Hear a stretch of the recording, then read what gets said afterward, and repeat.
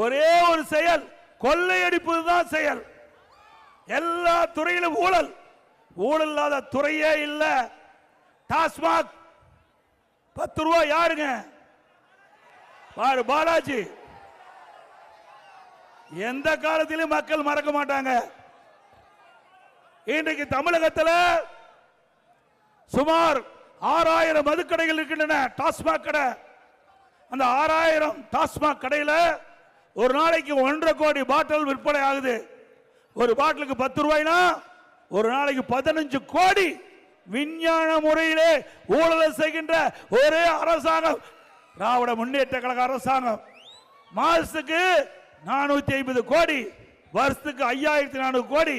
இந்த 5 ஆண்டுல மட்டும் சுமார் 24,000 கோடி டாஸ்மாக் கடையில் ஊழல் செய்த அரசாங்கம் திமுக அரசாங்கம்.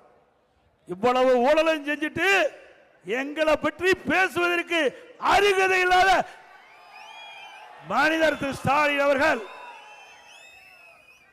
அது மட்டுமல்ல, நம்முடைய பள்ளியிலே படிக்கின்ற மாணவர்கள் மன உளைச்சல் இருந்தாங்க. ஆல் பாஸ் போட்டு கொடுத்த எல்லாத்துக்கும் ஆல் பாஸ். கல்லூரியிலே படிக்கின்ற மாணவர்கள் ஆன்லைனில் வகுப்பு நடத்தணும், ஓராண்டு வீணா போய்விட என்று கவலைப்பட்டுக் கொண்டிருந்தார்கள். அவருடைய கவலை நீக்கின்ற விதமாக ஆன்லைனில் வகுப்பு நடத்தணும், ஆன்லைனிலே தேர்வு நடத்தணும். அவர்களும் அந்த ஆன்லைனிலே தேர்வு எழுதி அவர்களும் தேர்ச்சி பெற்றார்கள்.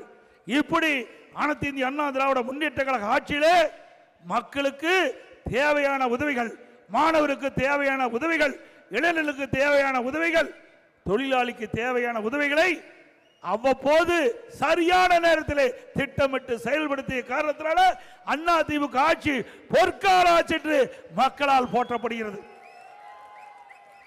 5 வருஷம் இன்றைக்கு முடிய போகுது. அடுத்த மாசம் தேர்தல் அறிவிக்க இருக்கிறாங்க.